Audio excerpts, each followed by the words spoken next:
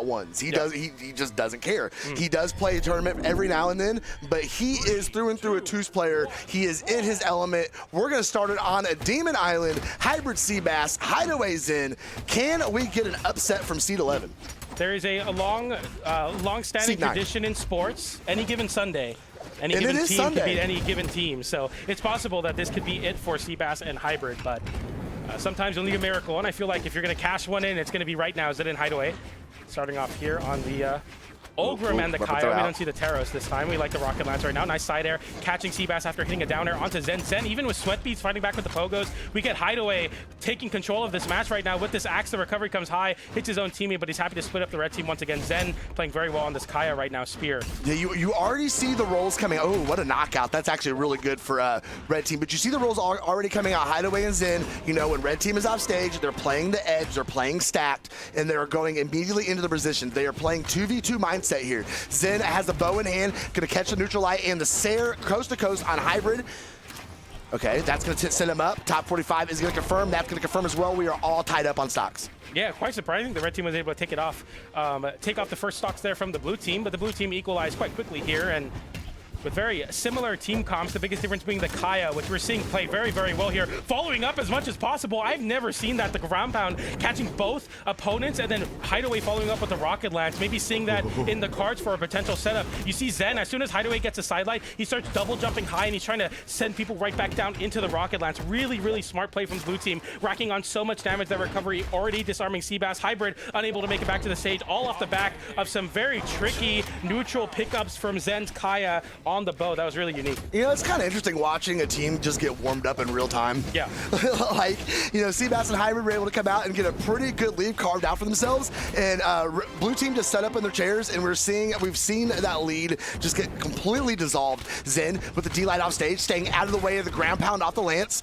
Search up in the air, looking for a good opportunity. Hybrid gonna catch everybody in that dare. Come back out, axe in hand, dare against Hideaway. But Hybrid being sent down, weapon throw to the face. Can he get back up? He does, and he punishes Zen for sitting him on his final stock. But Hybrid and Seabass are very, very damaged and very, very close to being knocked out. Love that from Seabass. Goes for the N6, tries to catch Hideaway falling asleep on the Rocket Lance there, but we see that KO off the top.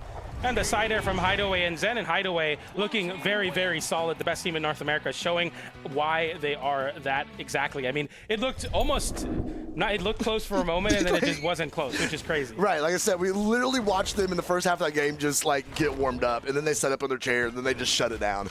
No, Seabass and Hybrid, I think everybody can conclude that they definitely have the work cut out for them in the rest of the set. I would really like to see them get on the scoreboard here and have us tied up going into game number 3.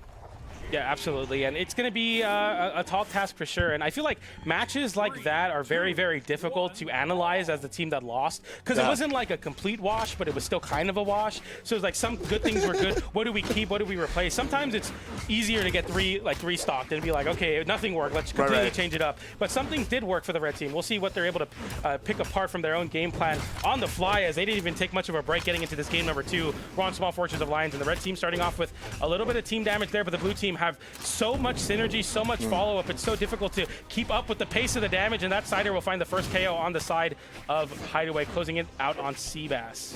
I do kind of wonder, though, you know, things were going right as, you know, we see this neutral gameplay break out here. Things were going right, but what happens if you take away that 2 early stocks that they got? I mean, where do we end up in the... Oh, big knockout off the top. Hybrid going to his second stock, but where are we if they didn't get those 2 opening stocks? Exactly. Down air there from Hideaway, gets a D-light onto Hybrid there as Seabass. Definitely struggling to get the activation he wants on this hammer. Nice juggle save from Hybrid there. Tries to find a recovery onto Hideaway, N-light into GC N-light. But DI this time, you can directionally influence when you get hit by the same move 2 times in this game. And we see 2 Axe N-lights sending upwards, good DI. Okay. Seabass, big whiff on the light attack, come back down the stage. See the axe, he's keeping his distance, trying to be very careful, trying to get everything he can. He's at 198 damage on his second stock. That's gonna finish it right there. Hideaway, quick cleanup, but that is gonna spell the end for Zen's first stock. Also, Hideaway, 226 damage. Great tank job on this opening stock. Yeah, absolutely. And oh, what an interruption from Zen, bro.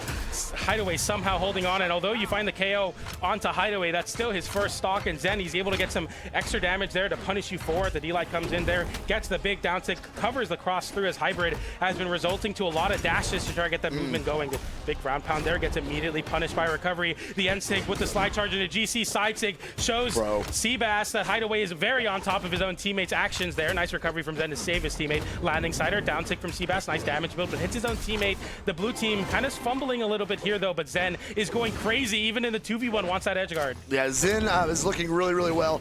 Only has 100 damage on his second stock. And we see Hideaway kind of playing the aerial route here. Nice dare to bring everybody back on stage. Zen sending everybody up in the air. Could not catch the Sayer on the way down, but that down air is going to connect.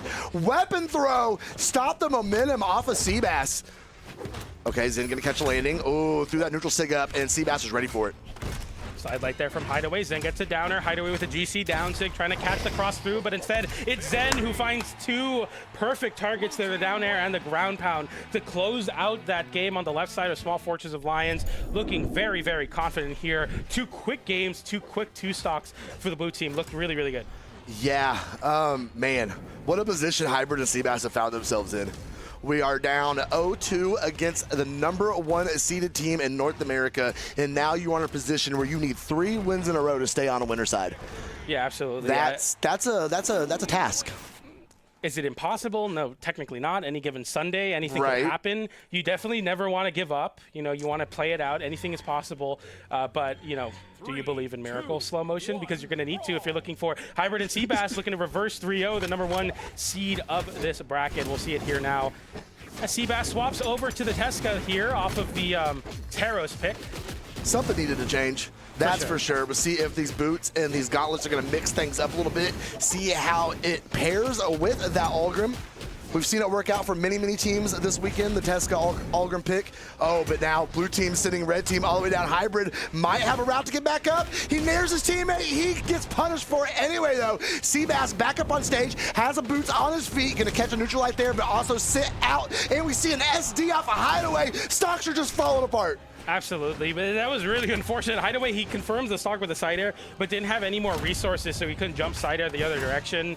I think maybe he was trying to jump or dodge, but didn't have it. Weird interaction there, but that's exactly what you need if you're the red team here trying to get back in this game. But Hideaway completely piecing up Seabass there with the axe, making that axe look like a string weapon, reading the dodges, getting the big hit. Seabass gets a KO onto Zen, though, so it's not necessarily over yet. It's as close as it's going to be here. Yeah. I do like the fact, though, that it seems at least the Tesca is mixing things up enough that they are keeping things pretty even. This is as close as they have been, except for that lead they had at the beginning of game #1. This is as tight as it's been this entire set.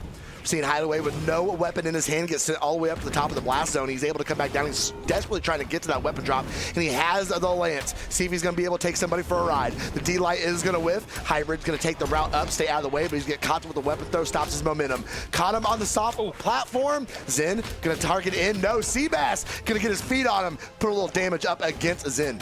Hybrid able to touch with that very deep down air there, and the blue team scrambling over to Seabass, trying to get that damage built up on his last stock there.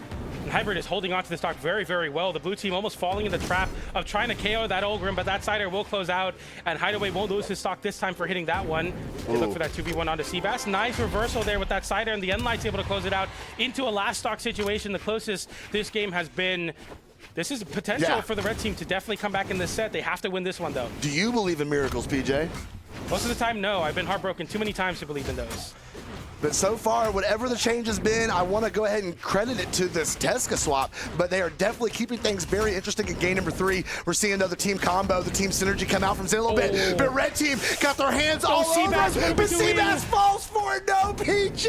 Another heartbreaker moment there for the red team as they tried their best to come back in this game, but Hideaway puts the exclamation point with that very unnecessary edge guard. The ground pound showing the dominance as they waltz their way into a very easy top 8 placement.